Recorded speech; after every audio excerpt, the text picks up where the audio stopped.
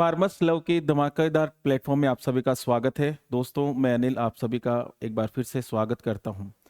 अपन बात कर रहे थे लास्ट क्लास के अंदर कि राजस्थान ज्योग्राफी का पहला चैप्टर हमने स्टार्ट किया था, राजस्थान का सामान्य परिचय, जिसके अंदर मैंने एक छोटा सा लेक्चर आपको कल दिया था, उसको आपने देखा होगा। और वो जो लेक्चर है उसी लेक्चर के आगे अपन आज की क्लास में स्टार्ट करने वाले हैं। तो जैसा कि मैंने कल कहा था कि हम टॉपिक पढ़ने वाले हैं राजस्थान का सामान्य परिचय। राजस्थान का सामान्य परिचय, सामान्य परिचय, ये टॉपिक था अपना राजस्थान का सामान्य परिचय, general introduction of Rajasthan, general introduction of Rajasthan, ये हमारा टॉपिक था। और इसके अंदर मैंने आपको स्थिति एवं विस्तार के बारे में बताया था। स्थिति एवं विस्तार के बारे में मैंने आपको इसके अंदर बताया था कि अपन स्थिति एवं विस्तार पढ़ने वाले हैं। तो देखो यहां पर हमने बात करी थी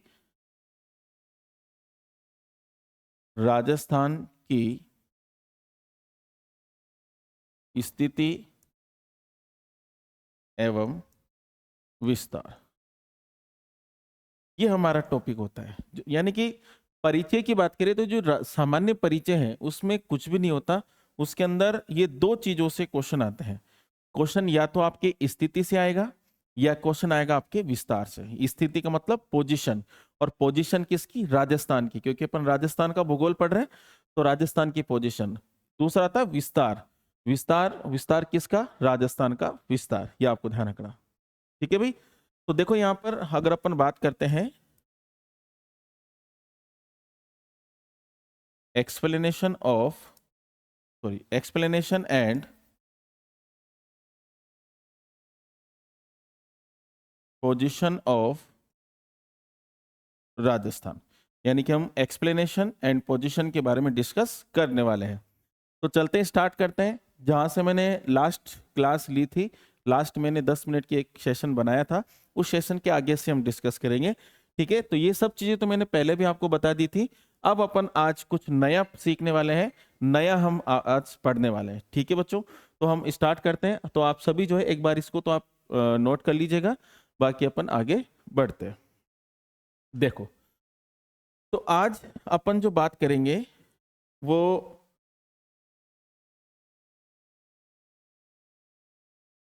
राजस्थान की स्थिति,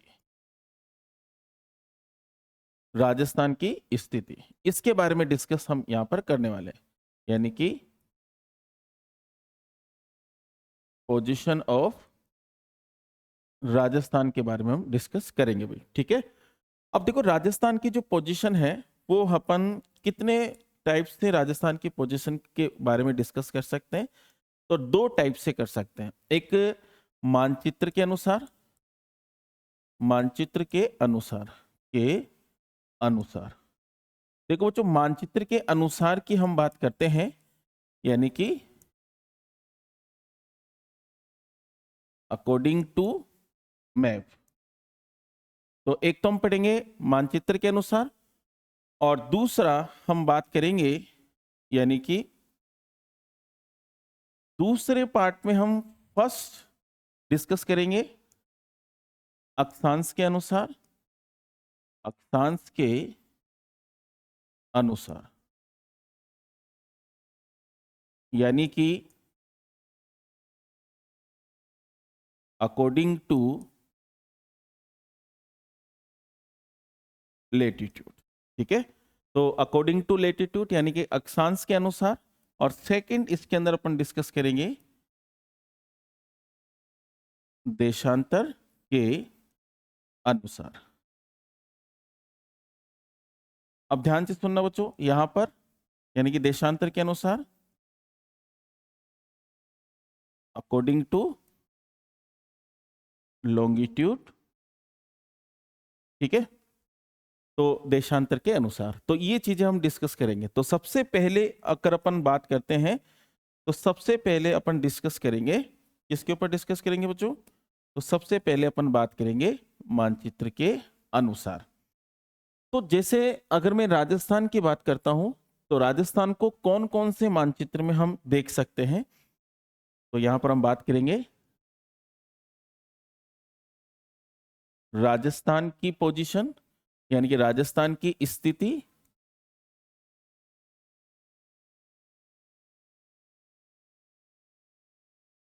मानचित्र के अनुसार। ठीक है, तो राजस्थान की जो स्थिति है वो अपन मानचित्र के अनुसार हम डिस्कस करेंगे। अब ध्यान से सुनना हो, जैसे मैं राजस्थान की जो स्थिति है वो अपन कौन कौन से मानचित्र में देख सकते हैं, कौन कौन से मैप में देख सकते हैं। तो आप सभी को पता है कि हम राजस्थान की जो स्थिति है वो अपन एक मैप में देख सकते हैं, जैसे वर्ल्ड मैप में, विश्व के मानचित्र में देख सकते हैं। ठीक है, तो वर्ल्ड मैप में देख सकते हैं। ठीक है बच्चों, एक देख सकते हैं एशिया मैप में, एशिया के मानचित्र में, एशिया के मानचित्र में, यानी कि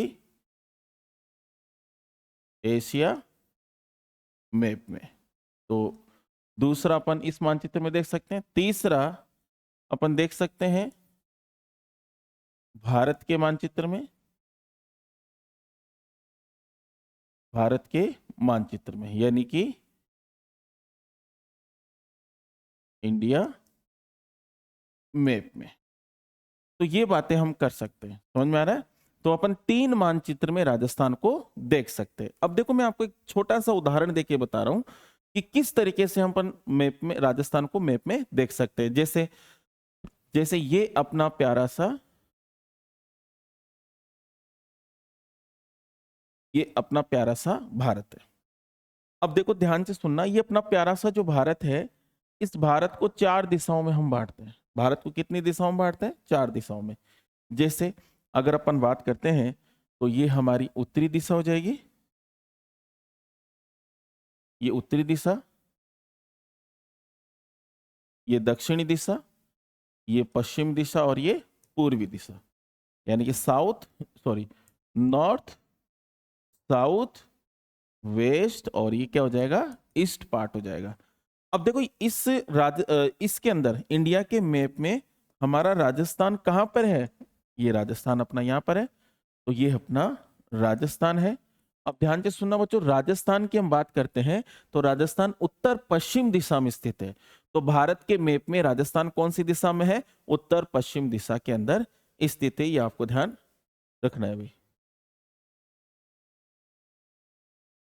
ठीक है,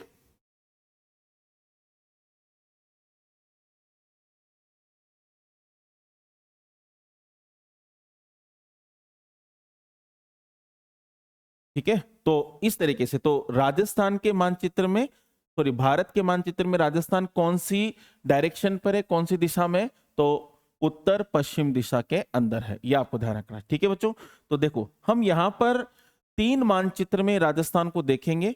तो हम स्टार्ट कर रहे हैं, ध्यान से देखिएगा भाई।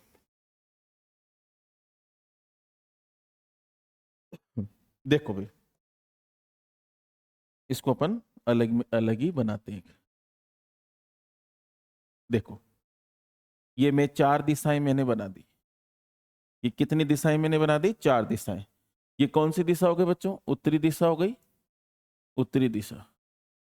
ये हो गई दक्षिणी दिशा, और ये हो गई पश्चिमी दिशा, यानी कि वेस्ट,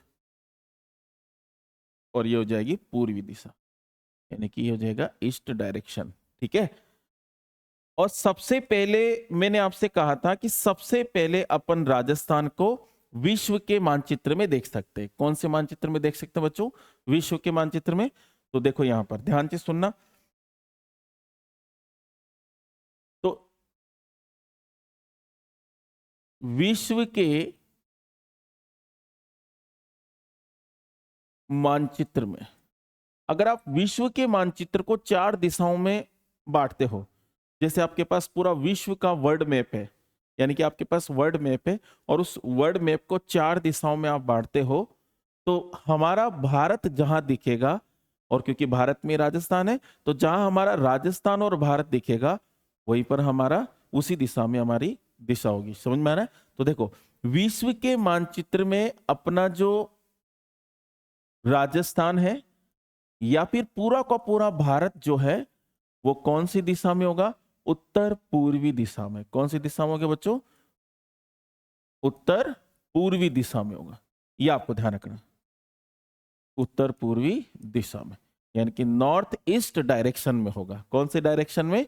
नॉर्थ ईस्ट डायरेक्शन में अपना राजस्थान होगा। ये आपको ध्यान रखना है बच्चों। बहुत बढ़िया। इसके बाद हम बात करते हैं एशिया के मानचित्र में। तो देखो, एशिया के मानचित्र में, तो देखो बच्चों, एशिया के मानचित्र में, एशिया मैप के अंदर, अगर मैं एशिया मैप की बात करता हूं, एशिया मैप में अपना प्यारा सा राजस्थान, और मैं तो ये कहता हूं कि राजस्थान ही नहीं, अपना पूरा का पूरा जो भारत है वो कौन से डायरेक्शन में है? तो वो डायरेक्शन की बात करते हैं तो दक्षिण पश्चिम दिशा में। कौन सी दिशा में बच्चों? दक्षिण पश्चिम दिशा के अंदर हमारा राजस्थान या पूरा का पूरा भारत है। ऐसे ही अगर अपन बात करते हैं, अपन को राजस्थान भारत के मानचित्र में भी दिखेगा, भारत के मानचित्र में। तो बच्चों, भारत के मानचित्र में अपना प्यारा सा राजस्थान, अपना प्यारा सा राजस्थान, और अपना प्यारा सा राजस्थान जो है भारत के मानचित्र में उत्तर पश्चिम दिशा में। जैसा कि इस मानचित्र के द्वारा मैंने आपको बताया कि भारत के मानचित्र में राजस्थान उत्तर पश्चिम दिशा के अंदर स्थित है। ये बात हमने अभी बताई। तो यही बात मैं यहां पर लिखने वाला हूं कि भारत के मानचित्र में राजस्थान उत्तर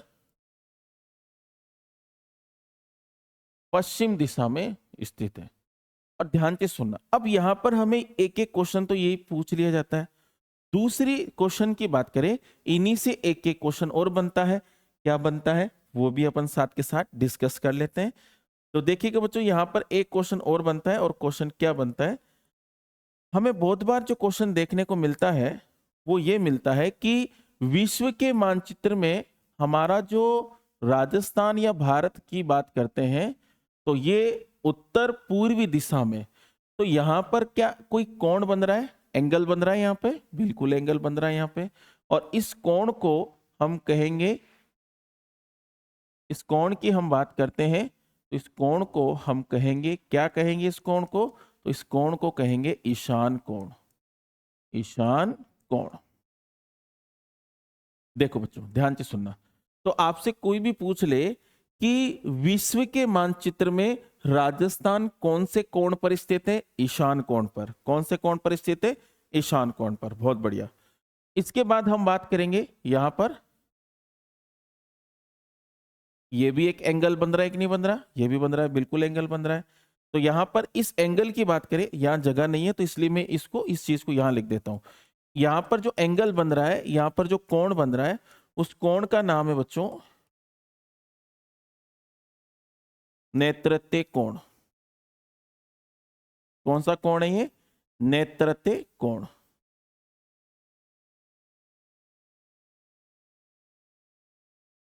नेत्रत्य कोण। ठीक है। इसके बाद में यहां पर भी एक एंगल बन रहा है।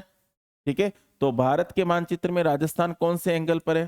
तो यहां पर भी आपसे पूछेगा कौन से कोण पर है। तो कोण कौन सा हो जाएगा? वायव्य कोण। कौन सा हो जाएगा बच्चों? वायव्य कोण। और यहां पर भी एक एंगल बन रहा है। ये इस एंगल की हम बात करते हैं बच्चों, तो ये एंगल कौन सा होगा? कोण की हम बात करते हैं तो कोण कौन सा होगा? तो ये कोण होगा आगन्य कोण। आगन्य कोण। तो यहां पर कोण कौन सा हो गया? आगन्य कोण हो गया। अब देखो भाई, ये तो हमें पता चल गया कि हमारा जो राजस्थान है, राजस्थान विश्व के मानचित्र में उत्तर पूर्वी दिशा में है, नॉर्थ ईस्ट में है। सर इंग्लिश में प्लीज। हाँ तो मैं इंग्लिश में बता रहा हूँ, लेकिन कुछ लोग बोल रहे हैं कि सर रहने दो, ठीक है मैं इंग्लिश में भी आपको एक्सप्लेन कर दूंगा। तो हमारा जो राजस्थान है ये नॉर्थ ईस्ट में स्थित है अगर डायरेक्शन पूछेगा तो, और अगर एंगल पूछेगा तो आपको ईशान कोण बताना है, ईशान एंगल बताना है, ठीक है।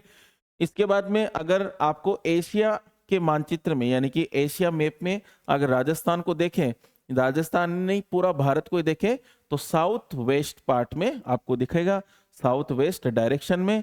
तो यहाँ पर वही बात मैंने लिखी है कि एशिया के मानचित्र में राजस्थान भारत जो है दक्षिण पश्चिम दिशा में स्थित है।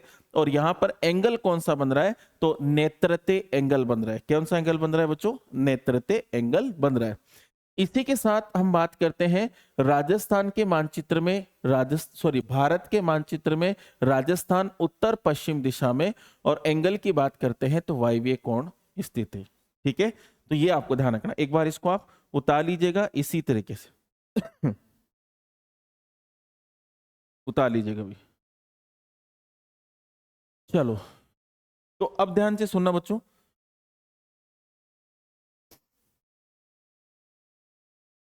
देखिएगा अब अपन यहां पर जो है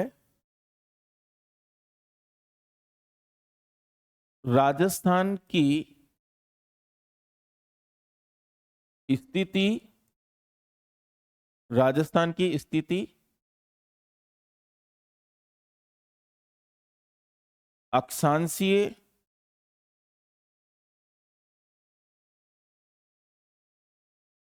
अक्षांशीय व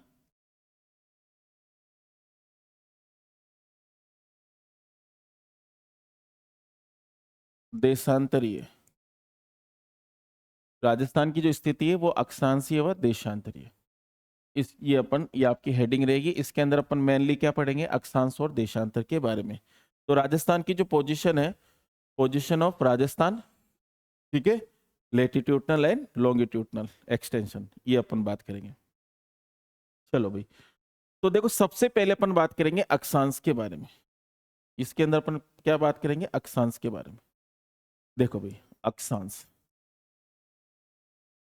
अक्षांश यानी कि लेटिट्यूड, इसके बारे में अपन डिस्कस करेंगे। देखो बच्चों ध्यान से सुनना, अक्षांश की हम बात करते हैं तो अक्षांश जो है अक्षांश, सबसे पहले अक्षांश क्या होते हैं ये हमें पता होना चाहिए, और अक्षांश के यूज क्या है, मतलब इसके कार्य क्या है, इसके कार्य क्या है, ये भी चीज हमें पता होनी चाहिए। तो ध्यान से सुनिएगा, यहां पर ये हमारी पूरी अर्थ है, ये हमारी अर्थ है। और इस अर्थ की हम बात करते हैं बच्चों, इस अर्थ पर ये जितनी भी आडी लाइनें हैं, एक बार मैं सिंपली बता देता हूं आपको लोकल लैंग्वेज में, तो जितनी भी आडी लाइनें हैं वो अक्षांश है। ये तो हो गया हमारा लोकल लैंग्वेज में। अब ज्योग्राफी की लैंग्वेज में अक्षांश क्या है वो हम देखते हैं। तो ध्यान से सुनेगा बच्चों, हमारी जो अर्थ है और इस अर्थ का ये कौन सा बिंदु हो गया, केंद्र बिंदु हो गया, सेंट्रल पॉइंट हो गया। और इस केंद्र बिंदु की बात करते हैं तो केंद्र बिंदु से प्रत्येक डिग्री पर एक लाइन खींची हुई है और उस लाइन को ही अक्षांश कहते हैं। जैसे प्रत्येक डिग्री पर, तो केंद्र बिंदु से मैं 0 डिग्री, 0 डिग्री और इधर भी मैं 0 डिग्री का एंगल खींचूंगा तो ये 0 डिग्री अक्षांश हो गया। समझ में आ रहा है? केंद्र बिंदु से जैसे मैं यहाँ पर 5 डिग्री का एंगल खींचूंगा और केंद्र बिंदु से इधर भी मैंने 5 डिग्री का एंगल खींचा, तो ये कितने डिग्री का एंगल हो गया भाई, कितने डिग्री का अक्षांश हो गया, 5 डिग्री का। केंद्र बिंदु से मैं यहाँ पर जैसे 45 डिग्री का एंगल खींचूं और इधर भी मैं 45 डिग्री का एंगल खींचूं, तो बच्चों ये 45 डिग्री का अक्षांश हो गया। तो केंद्र बिंदु से मैं मैक्सिमम कितने डिग्री का एंगल खींच सकता हूं, तो यहां पर मैं 90 डिग्री का एंगल खींच सकता हूं मैक्सिमम। तो ये कितना हो गया, 90 डिग्री अक्षांश। यानी कि मैं ये कह सकता हूं कि 0 डिग्री के ऊपर 90 अक्षांश होंगे, क्योंकि अगर अक्षांश की, लेटिट्यूड की अगर डेफिनेशन पूछी जाए तो क्या बनती है ज्योग्राफी की लैंग्वेज में, कि पृथ्वी के केंद्र बिंदु से प्रत्येक डिग्री पर खींची हुई रेखा को अक्षांश कहते हैं। ये बिल्कुल सिंपल सी एक डेफिनेशन बन रही है, ठीक है। तो यहां पर हम बात करते हैं कि अक्षांश क्या है, तो इसके बारे में हम यहां पर एक लाइन लिख लेते हैं। देखो, पृथ्वी के केंद्र बिंदु से, पृथ्वी के केंद्र बिंदु से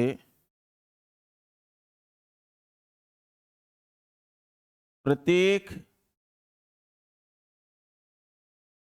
डिग्री पर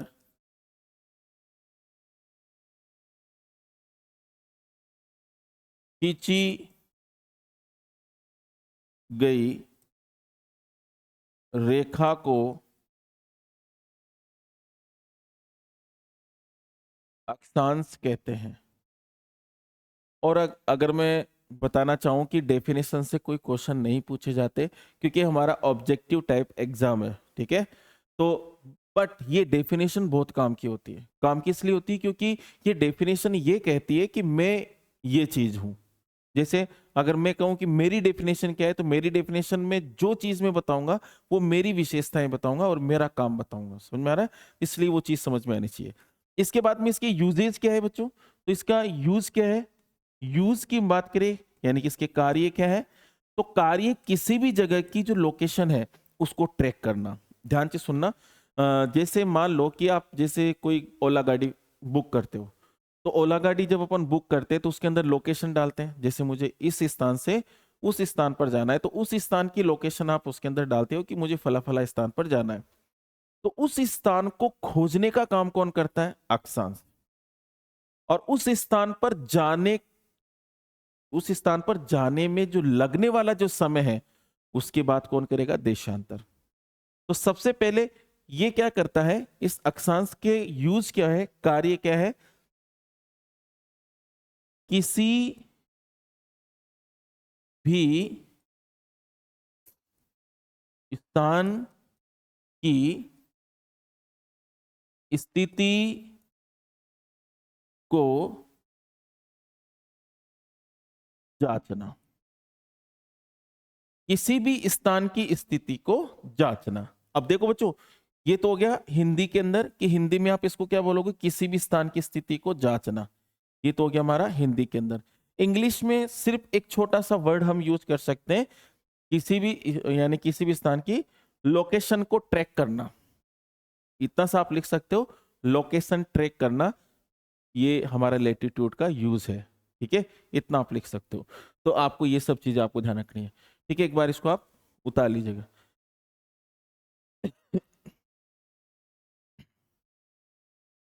चलते हैं। तो यहां पर डेफिनेशन हो गई, ये हो गया। अब अपन बात करते हैं मुद्दे की। ध्यान से सुनो बच्चों। ये हो गया अक्षांश। अक्षांश यानी कि लेटीट्यूड।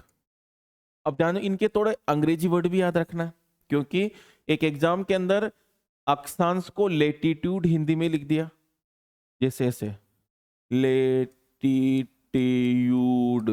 ऐसे हिंदी में लिख दिया, तो इनके अंग्रेजी वर्ड भी आपको ध्यान रखना है। तो मैं आपको इसके अंग्रेजी वर्ड कैसे याद करना है उसके बारे में एक चीज बता देता हूं।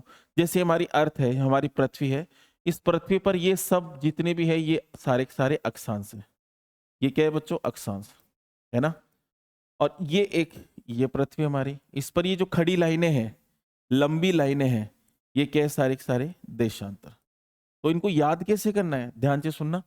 ये जो आडी लाइनें हैं, आडी लाइनें, इनको क्या मैं लेटी हुई लाइनें भी बोल सकता हूं क्या? पृथ्वी पर ये लेटी हुई लाइन है, बिल्कुल लेटी हुई लाइन है ना। तो मैंने इसको बोला लेटी, और दोनों में ट्यूड आएगा, TUDE। तो ये क्या हो गया? लेटीट्यूड।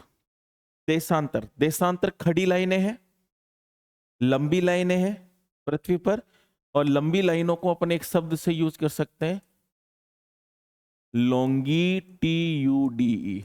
भाई लॉन्ग है, इधर लेटी हुई है, तो लेटी हुई लाइन है लेटीट्यूड, और जो लाइनें लॉन्ग है वो लॉन्गिट्यूड। याद हो जाएगा। तो देशांतर को इंग्लिश में क्या बोलते हैं? लॉन्गिट्यूड। जबकि अक्षांश को इंग्लिश में क्या बोलते हैं? लेटीट्यूड। ये बात आपको ध्यान रखनी है बच्चों, काम की बात है ये, ठीक है, क्योंकि ये चीजें आपको एग्जाम के अंदर देखने को मिलेगी। अब ध्यान से सुनना, अक्षांश की और क्या क्या चीजें हैं जो एग्जाम के अंदर हमें पूछी जा सकती है। तो जैसे एक जनरली हम बात करते हैं अक्षांश के बारे में, तो ये देखो ये हमारी अर्थ हो गई। तो अभी अभी हमने ये कहा कि जो ये पृथ्वी के बीचों बीच जो रेखा है इसको बोलते हैं 0 डिग्री भूमध्य रेखा, या फिर इसी को बोलते हैं विषुवत रेखा, विषुवत रेखा। अब इनके अर्थ इन्हीं के अंदर छुपे हुए। कैसे छुपे हुए? देखो, भूमध्य यानी कि ये जो पूरी भूमि है ना, पूरी अर्थ है, इस पूरी अर्थ के मध्य से गुजरने वाली लाइनें है। तो भूमध्य, विषुवत पूरे विश्व को दो भागों में बांटने वाली लाइन है, और इंग्लिश में इसको बोलते हैं इक्वेटर लाइन। क्या बोलते हैं बच्चों इसको? इक्वेटर लाइन इंग्लिश में इसको कहा जाता है। अब देखो यहां पर ये जो हमारी अर्थ है, इस अर्थ पर यहां पर हमें एक पोल मिलेगा, एक ध्रुव मिलेगा जिसको बोलते हैं नॉर्थ पोल, यानी कि इसको कहा जाता है उत्तरी ध्रुव। उत्तरी ध्रुव इसको कहा जाता है। और यहां पर मिलेगा हमें साउथ पोल, और इसको कहा जाता है दक्षिणी ध्रुव। दक्षिणी ध्रुव, ये बात आपको ध्यान रखनी बच्चों। तो ये नॉर्थ पोल हो गया, साउथ पोल हो गया, और हमारी इक्वेटर लाइन हो गई। इक्वेटर लाइन हमारी पूरी अर्थ को 2 पार्ट्स में सेपरेट करती है, यानी कि हमारी पृथ्वी को 2 भागों में बांटने का काम करती है। जब हमारी पृथ्वी 2 भागों में बट जाती है तो ध्यान से सुनिएगा, यहां पर ये हमारा पार्ट हो जाएगा उत्तरी भाग, और नीचे वाला पार्ट हो जाएगा दक्षिणी पार्ट। और ये पूरी पृथ्वी एक गोला है, इस गोले को 2 भागों में बांटने वाला भूमध्य रेखा है। तो 0 डिग्री के ऊपर पृथ्वी का आधा भाग और 0 डिग्री के नीचे पृथ्वी का आधा भाग, यानी कि ऊपर वाला उत्तरी गोलार्ध हो जाएगा, नीचे वाला दक्षिणी गोलार्ध। तो इसको बोलेंगे उत्तरी गोलार्ध। गोलार्ध का मतलब क्या होता है? गोले का अर्ध। ये हो जाएगा दक्षिणी गोलार्ध, और इंग्लिश में इसको बोलते हैं नॉर्थ हेमिस्फीयर। ये नॉर्थ हेमिस्फीयर हो जाएगा, और ये क्या हो जाएगा? South hemisphere. ठीक है, तो हमारी अर्थ पर कितने हेमिस्फीयर है? 2 हेमिस्फीयर है, नॉर्थ हेमिस्फीयर, साउथ हेमिस्फीयर। कितने पोल्स है? 2 पोल्स है, उत्तरी ध्रुव यानी कि नॉर्थ पोल, और ये दक्षिणी ध्रुव यानी कि साउथ पोल। और 2 पार्ट्स में सेपरेट कौन सी लाइन करती है? इक्वेटर लाइन करती है, भूमध्य रेखा करती है। ये बात आपको ध्यान रखनी है। यहां तक समझ में आ रहा है? अब ध्यान से सुनिएगा, हम आपको एक बात बता रहे हैं कि ये भूमध्य रेखा से, यहां से जब मैं पोल्स की तरफ जाता हूं, यानी कि अगर मैं उत्तरी ध्रुव की तरफ जा रहा हूं भूमध्य रेखा से, तो इसके बीच में मुझे 90 डिग्री अक्षांश मिलेंगे।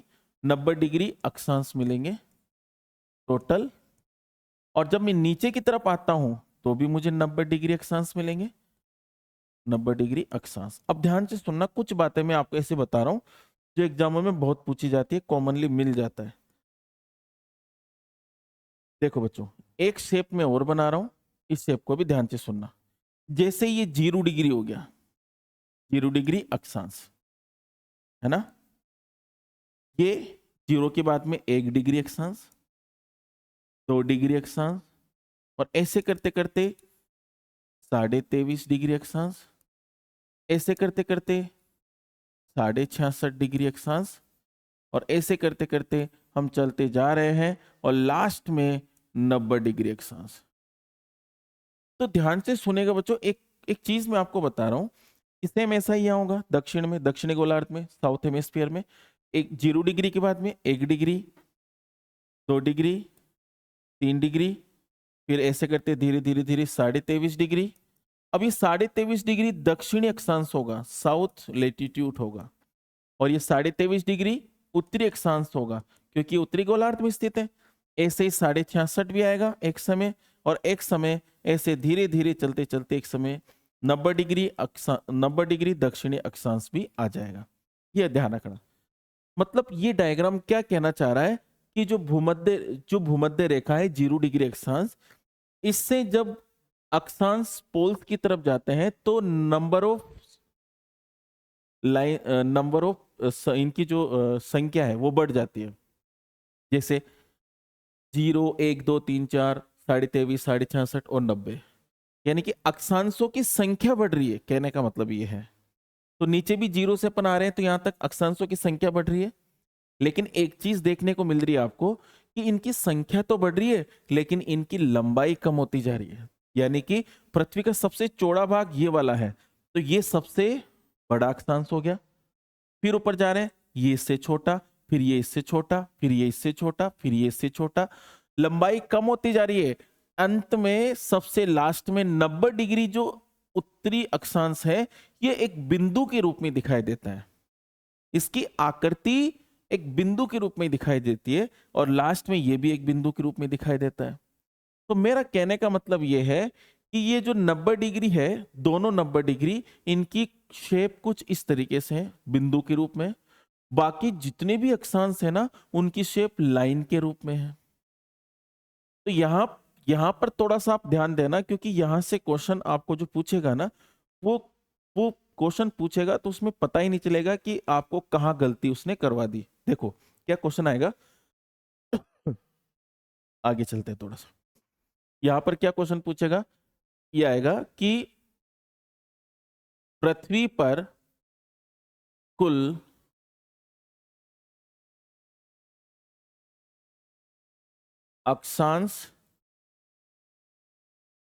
अक्षांशों की संख्या।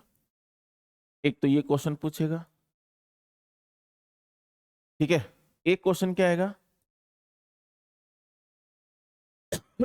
पृथ्वी पर कुल अक्षांश रेखाओं की संख्या। अब इन दोनों क्वेश्चनों में रात दिन का अंतर है भाई। आप ही एक बार दोनों लाइनों को पढ़िएगा, आपको ही पता चल जाएगा कि इस दोनों क्वेश्चन में क्या कह रहा है। ध्यान से सुनना, पृथ्वी पर कुल अक्षांशों की संख्या, यहां पर नंबर ऑफ लेटिट्यूड्स पूछा है और दूसरे में पूछा है नंबर ऑफ लेटिट्यूड लाइन। दूसरे में क्या पूछा है, नंबर ऑफ लेटिट्यूड लाइन पूछा है। तो बेटा ध्यान से सुनना, पहले वाले का आंसर क्या होगा, पहले वाले का आंसर जाएगा कि उत्तरी गोलार्ध में 90 अक्षांश है, प्लस दक्षिणी गोलार्ध में 90 अक्षांश है, प्लस एक भूमध्य रेखा इक्वेटर लाइन, तो ये टोटल कितना होगा, 181 हो जाएगा। कोई दिक्कत, 181 हो जाएगा। ठीक है, बहुत बढ़िया बहुत बढ़िया। इसके बाद यहां पर क्या पूछा है कि हमें वो अक्षांश बताओ जो रेखा की फॉर्मेट में है, लाइन की फॉर्मेट में है। यहां पर तो टोटल अक्षांशों की संख्या पूछ लिया, यहां पर इसने डिफाइन नहीं किया कि आप मुझे लाइन की फॉर्मेट में दिखाओ या बिंदु की फॉर्मेट में दिखाओ। यहां पर बोला इसने हमें वो अक्षांश बताओ जो रेखा की फॉर्मेट में। रेखा कैसी होती है, ये एक रेखा है, ये एक रेखा है, ये एक बिंदु है। समझ में आ रहा है? तो बेटा ध्यान से सुनना, यहां पर ध्यान से सुनना, मैं आपको पीछे लेकर जा रहा हूं वापस, और यहां पर बताने जा रहा हूं कि हमारी पृथ्वी पर दो ऐसे अक्षांश है जो बिंदु की फॉर्मेट में है, बाकी सब के सब लाइन की फॉर्मेट में है। तो देखो यहां पर आगे चलते हैं अपन, ध्यान से सुनना। हमारी पृथ्वी पर टोटल इतने अक्षांश है, जिसमें से दो ऐसे अक्षांश है जो बिंदु की फॉर्मेट में है, लेकिन यहां तो रेखाएं पूछा है, लाइन पूछा है, तो यहां पर -2 कर देंगे तो कितना आंसर हो जाएगा, 179। यहां तक सभी के समझ में आ गया होगा आई थिंक। बिल्कुल आप कमेंट के जरिए मुझे बता देना, किसी भी प्रकार की कोई किसी के भी मन में डाउट हो तो आप प्लीज तुरंत मुझे बता देना, क्योंकि हाँ बिल्कुल, यहां तक एक बार आप सभी जो है थम्स अप करके बता देना कि आप सबके समझ में आया। तो आप इसको इस तरीके से लिख सकते हो, दोनों लाइनों को आप लिख लो भाई। अब मैं कुछ लाइनें यहां पर लिखने जा रहा हूं, ध्यान से सुनना, थोड़ा सा बैक करके मैं आपको समझा देता हूं एक बात। अब हमारी पृथ्वी पर ये जितनी भी लाइनें हैं ना, ये सारी अक्षांश है। समझ में आ रहा है बच्चों? तो देखो कोई से भी दो अक्षांशों की बात कर रहा हूं मैं, कोई से भी दो अक्षांशों के बीच की बात कर रहा हूं, तो कोई से भी दो अक्षांशों के बीच 111 किलोमीटर की दूरी होती है। देखो, पृथ्वी पर दो अक्षांशों के बीच की दूरी कितनी होती है? 111 किलोमीटर। कोई भी आपसे पूछ ले कि बताओ भाई, पृथ्वी पर दो अक्षांशों के बीच की दूरी कितनी होती है, तो आप क्या बताओगे? 111 किलोमीटर। क्या बताओगे बच्चों? 111 किलोमीटर। ठीक है, तो चलते अपन आगे, इसी के अंदर लिखने वाले हैं। तो यहीं पर एक लाइन में जोड़ने वाला हूं, और क्या लिखेंगे? पृथ्वी पर, आप भी साथ के साथ लिखो, पृथ्वी पर दो अक्षांशों के बीच की दूरी को, बीच की दूरी 111 किलोमीटर है। तो पृथ्वी पर दो अक्षांशों के बीच की दूरी कितनी है बच्चों?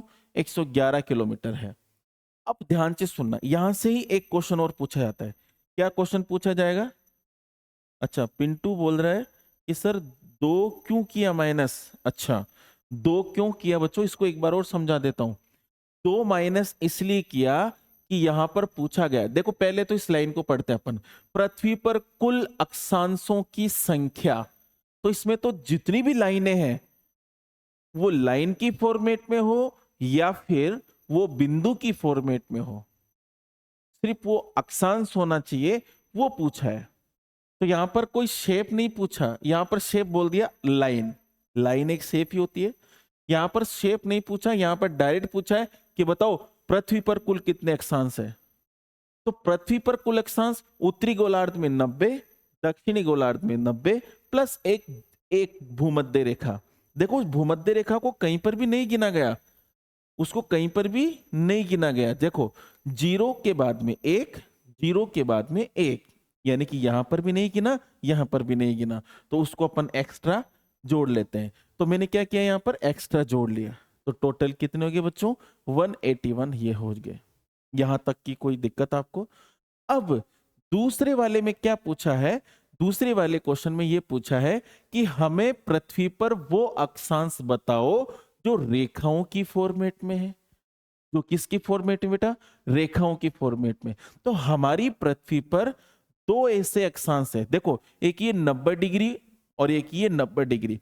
ये मतलब ये अक्षांश छोटे होते होते होते इतने छोटे हो जाते हैं कि ये बिंदु की फॉर्मेट में आ जाता है, ये भी बिंदु की फॉर्मेट में आ जाता है। तो पृथ्वी पर दो ऐसे अक्षांश है जो रेखा की फॉर्मेट में नहीं है, बिंदु की फॉर्मेट में। जबकि यहां पर क्वेश्चन में क्या बोला है हमें कि हमें वो अक्षांश बताओ जो रेखा की फॉर्मेट में। और रेखा जो है बच्चों, यहां पर दो नहीं है, तो टोटल 181 में से दो माइनस किया तो 179। प्लीज एक बार बता दीजिएगा कि आपको समझ में आ गया।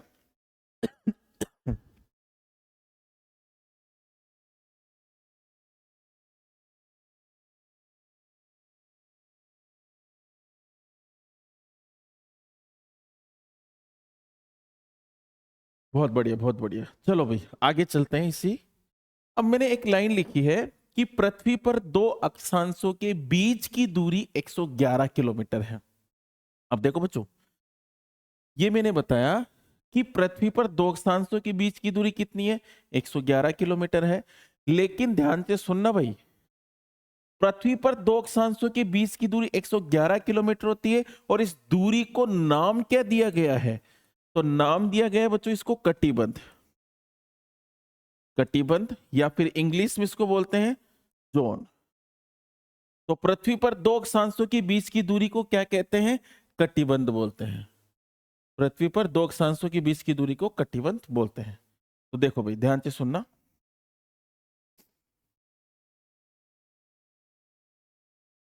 पृथ्वी पर दो अक्षांशों के बीच की दूरी को कटिबंध कहा जाता है। तो पृथ्वी पर दो अक्षांशों के बीच की दूरी को कटिबंध कहा जाता है।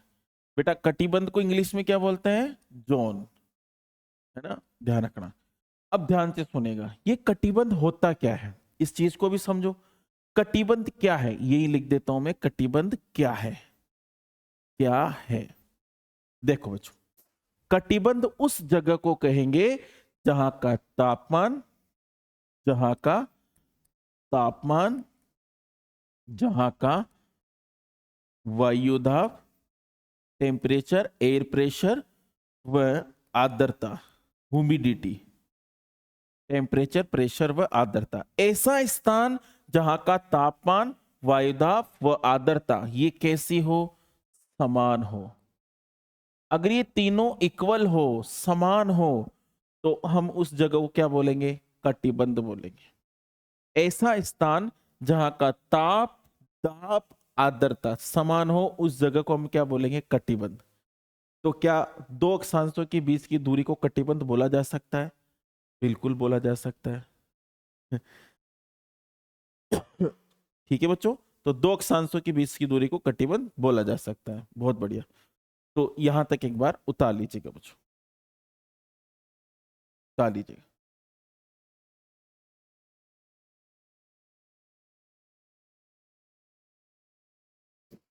अब चलते हैं अपन आगे। यहां तक किसी को कोई दिक्कत?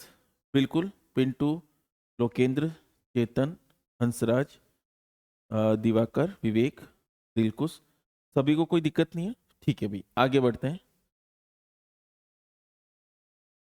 अब देखो बच्चों, मैं यहां पर एक चीज और लिखाने वाला था लेकिन थोड़ा सा रह गया था। इस चीज यहां पर मैं एक चीज आपको बता रहा हूं, चलो मैं यही बता देता हूं उसको ना, ये तो हमने बना ही लिया, तो मैं यहीं पर आपको वो चीज बता देता हूँ।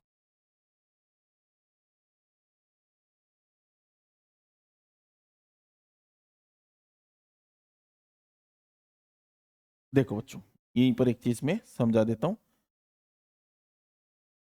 देखो भाई, देखो, ये उत्तरी गोलार्ध है, और उत्तरी गोलार्ध यानी कि 0 डिग्री भूमध्य रेखा जो है, ये दो पार्ट में सेपरेट कर रही है।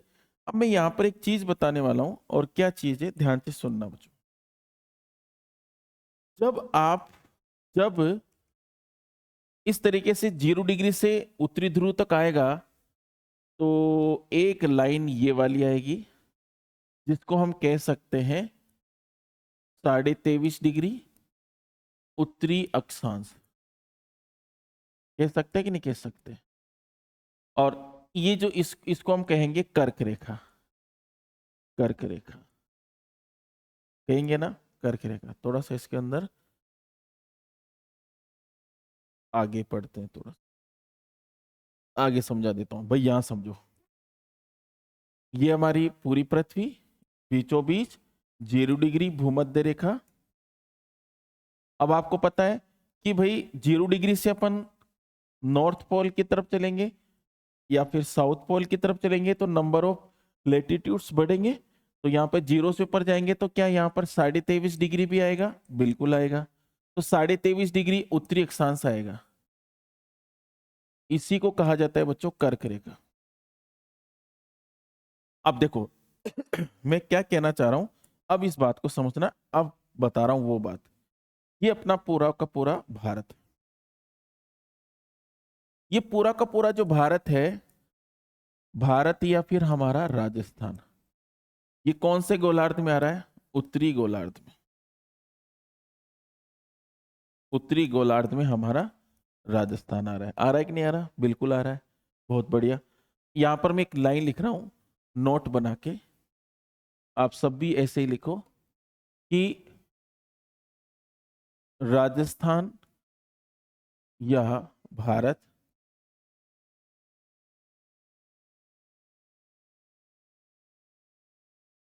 पृथ्वी पर उत्तरी गोलार्ध में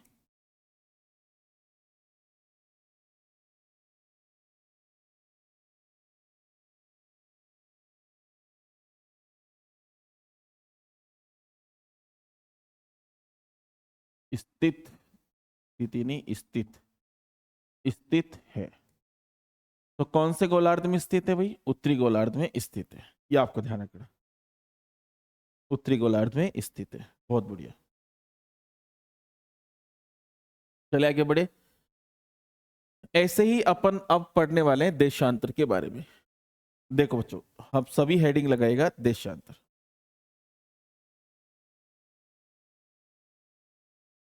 देशांतर यानी कि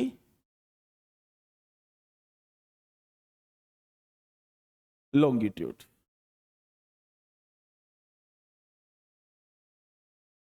देखो बच्चों, देशांतर के बारे में पढ़ेंगे। तो देशांतर के बारे में आप क्या क्या जानते हो? आपने बचपन में ये तो पढ़ा ही होगा कि देशांतर क्या होते हैं, कैसे होते हैं, ये सब चीजें आपने पढ़ी होगी। देशांतर की हम बात करते हैं बच्चों, तो देशांतर जो होते हैं ना, उनसे समय की गणना करते हैं, टाइम कैलकुलेशन करने के काम में आता है। किसके काम में आता है? टाइम कैलकुलेशन करने के काम में आता है। देशांतर क्या होते हैं, क्या नहीं होते हैं, ये सब डिस्कस हम यहां पर करने वाले हैं। मैं एक बात आपको बता दूं कि जो अक्षांश और देशांतर होते हैं, ये कोई पृथ्वी पर खिंची हुई लाइनें नहीं है। ये कोई पृथ्वी पर खिंची हुई लाइनें नहीं है, ये इमेजिन कर रखा है, ये एक मान रखा है। काल्पनिक रेखाएं हैं। कैसी रेखाएं हैं? काल्पनिक रेखाएं हैं। तो मेरे प्यारे बच्चों, ध्यान से सुनना, अक्षांश और देशांतर एक काल्पनिक रेखाएं हैं, यानी कि लेटिट्यूड एंड लॉन्गिट्यूड लाइंस जो होती है वो कैसी होती है? इमेजिनरी लाइन होती है। कैसी लाइन होती है? इमेजिनरी लाइन होती है। इमेजिन कर रखा है। पृथ्वी पर ऐसा कोई भी फालतू इंसान नहीं था कि वो जाए और ऐसी लाइनें खींच के आए। ये गणना करने के लिए मान रखा है कि इतने तो अक्षांश है और इतने देशांतर है। जैसे आप मैथमेटिक्स में पढ़ते होंगे, मैथमेटिक्स में क्या पढ़ते हैं कि माना कि वह संख्या 100 है। क्या वो संख्या 100 है? नहीं है, लेकिन आप मान रखे हो कि वो संख्या 100 है। समझ में आ रहा है? और उस 100 को आधार मानकर ही आप कैलकुलेशन कर लेते हो। समझ में आ रहा है? तो ये चीजें आपको ध्यान रखनी है। तो ये अक्षांश और देशांतर कैसी रेखाएं हैं बच्चों? ये काल्पनिक रेखा है। ये कैसी रेखाएं हैं? काल्पनिक रेखा है। जैसे ये हमारी अर्थ, और इस अर्थ की बात करते हैं बच्चों, मैंने अभी अभी आपको बताया, ये नॉर्थ पोल हो जाएगा, उत्तरी ध्रुव, और ये हो जाएगा साउथ पोल। तो बेटा ध्यान से सुनना, उत्तरी ध्रुव को दक्षिणी ध्रुव से मिलाने वाली काल्पनिक रेखा को देशांतर कहते हैं, यानी कि नॉर्थ पोल को साउथ पोल से मिलाने वाली इमेजिनरी लाइन को लॉन्गिट्यूड कहते हैं। क्या कहते हैं बच्चों? लॉन्गिट्यूड कहते हैं। ये बात आपको ध्यान रखनी है। ठीक है, तो देखो यहां पर क्या लिखेंगे? देशांतर के कार्य, सॉरी, सबसे पहले डेफिनेशन लिखते हैं, परिभाषा। परिभाषा, परिभाषा लिखते हैं। देखो बच्चों ध्यान से सुनो। अब परिभाषा क्या है बच्चों? ध्यान से सुनेगा। देखो, उत्तरी ध्रुव को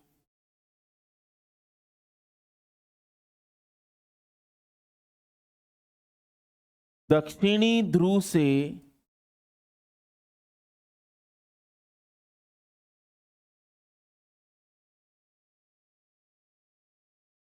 मिलाने वाली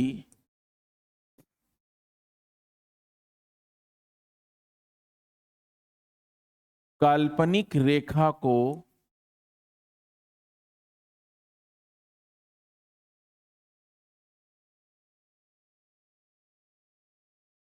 देशांतर कहते हैं। यानी कि उत्तरी ध्रुव को दक्षिणी ध्रुव से मिलाने वाली काल्पनिक रेखा को देशांतर कहते हैं। नॉर्थ पोल को साउथ पोल से मिलाने वाली इमेजिनरी लाइन को क्या कहेंगे? हम लॉन्गिट्यूड कहेंगे। तो बेटा ध्यान से सुनना, ये पूर्वी दिशा हो गई और ये हो गई पश्चिमी दिशा। अब ये जो बीच की वाली रेखा है, इसको बोला जाता है 0 डिग्री ग्रीनविच रेखा। ग्रीनविच रेखा। अब इसको ग्रीनविच रेखा क्यों बोलते हैं? ध्यान से सुना, इसको ग्रीनविच रेखा इसलिए बोलते हैं, इसको ग्रीनविच रेखा इसलिए बोलते हैं क्योंकि ये इंग्लैंड के ग्रीनविच नामक स्थान से गुजरती है, इसलिए इसको ग्रीनविच रेखा बोलते हैं। समझ में आ रहा है? तो इंग्लैंड के ग्रीनविच नामक स्थान से ये गुजरती है, इसलिए इसको ग्रीनविच रेखा बोलते हैं। और हमारी पृथ्वी को 2 पार्ट्स में सेपरेट करती है, 2 भागों में बांटती है। ये बात आपको ध्यान रखना। अब देखो बच्चों, ये पूर्वी भाग हो जाएगा, ये पश्चिमी भाग हो जाएगा, तो इसको बोलेंगे पूर्वी गोलार्ध। ये हो जाएगा पश्चिमी गोलार्ध। ये हो जाएगा हमारा वेस्टर्न हेमेस्फीयर। ये हो जाएगा हमारा ईस्टर्न हेमेस्फीयर। वेस्टर्न हेमेस्फीयर और ईस्टर्न हेमेस्फीयर। और ध्यान से सुनना, क्या क्या आपने अभी ये पढ़ा है 0 डिग्री भूमध्य रेखा? बिल्कुल पढ़ा है। क्या आपने अभी 23.5 डिग्री पढ़ा है नॉर्थ लेटीट्यूड? इसको कर्क रेखा कहते बोलते हैं। और ये हमारा प्यारा सा भारत है।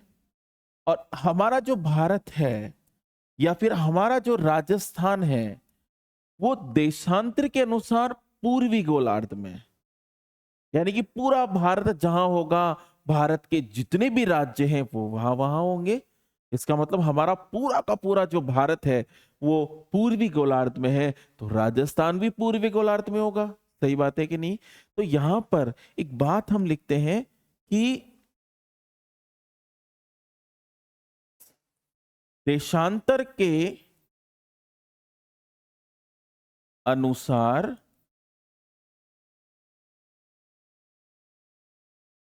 राजस्थान या भारत पूर्वी गोलार्ध में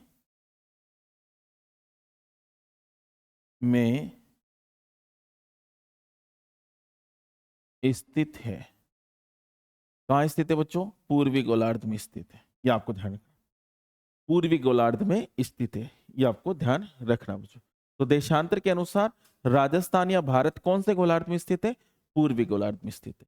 और इनका यूज क्या है बच्चों? यूज की हम बात करते हैं तो इनका यूज है समय की गणना करना। समय की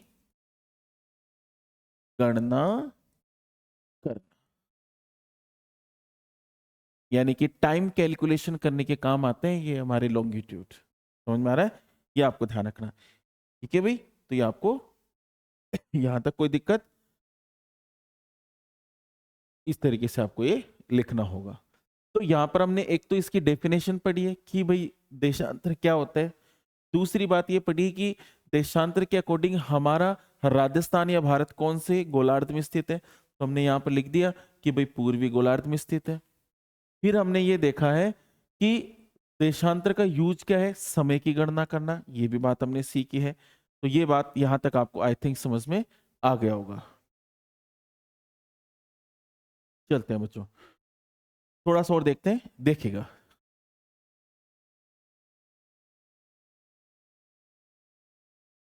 देखो, ये हमारी अर्थ है और इस अर्थ के अंदर आप सभी को पता है कि ये हमारा नॉर्थ पोल और ये साउथ पोल, उत्तरी ध्रुव और दक्षिणी ध्रुव।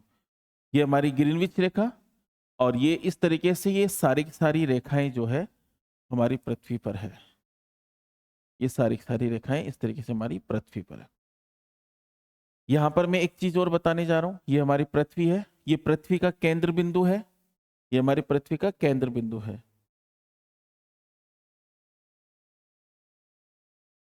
ठीक है, तो यहां पर हम बात करते हैं, ये हमारी पृथ्वी पर केंद्र बिंदु है। तो बेटा ध्यान से सुनना, ये केंद्र बिंदु से ये 0 डिग्री का एंगल खींचा मैंने। क्या ये 90 डिग्री एंगल है? क्या ये 90 डिग्री एंगल है? क्या ये 90 डिग्री एंगल है क्या बच्चों? क्या ये 90 डिग्री एंगल है क्या? बिल्कुल है। तो ये पूरा का पूरा जो व्रत है ये 360 है कि नहीं है? 360 डिग्री। व्रत कितने डिग्री का होता है? 360 डिग्री का। तो हमारी पृथ्वी व्रत के समान है, तो पूरी पृथ्वी पर कितने डिग्री का एंगल बनेगा? 360 डिग्री का एंगल बनेगा। अब मैं आपको एक बात बताने जा रहा हूं कि 360 डिग्री का एंगल है। 1 डिग्री पर अगर एक देशांतर है तो 2 डिग्री पर कितने होंगे? 2 देशांतर, 10 पर 10 देशांतर और 360 पर 360 देशांतर। तो हमारी पृथ्वी पर कुल देशांतरों की संख्या कितनी हो जाएगी? 360। तो ध्यान से सुनिएगा, पहली लाइन हम लिखते हैं इसके लिए, पृथ्वी पर कुल 360 डिग्री देशांतर होते हैं। तो पृथ्वी पर कुल 360 डिग्री देशांतर होते हैं। अब जैसे अपन ने अक्षांश में पढ़ा था कि भाई दो दो अक्षांशों के बीच की दूरी 111 किलोमीटर है, वही यहां पर 111.32 किलोमीटर हो जाएगी। ठीक है, तो देखो पृथ्वी पर दो देशांतरों के बीच की दूरी 111.32 किलोमीटर, 111.32 किलोमीटर दूरी, यानी कि दो देशांतरों के बीच की दूरी 111.32 किलोमीटर। और इसी में एक लाइन और जोड़ रहा हूं, और इस दूरी को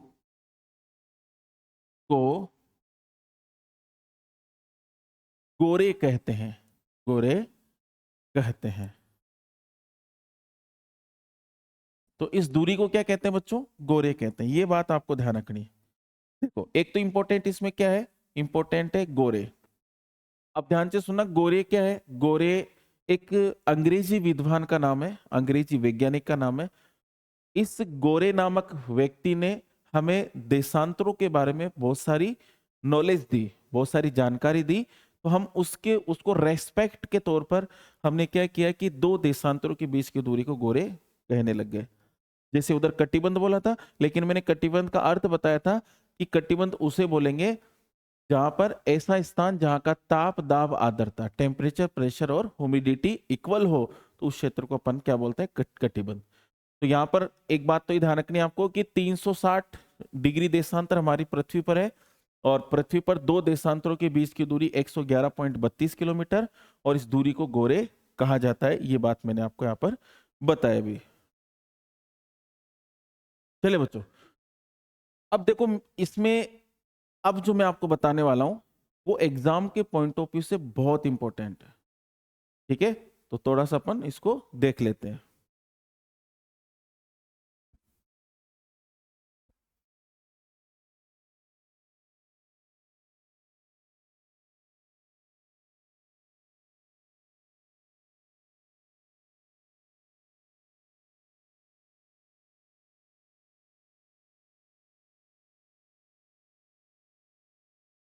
ठीक है बच्चों, तो आज हमने क्या पढ़ा एक बार मैं आपको थोड़ा सा बता देता हूँ।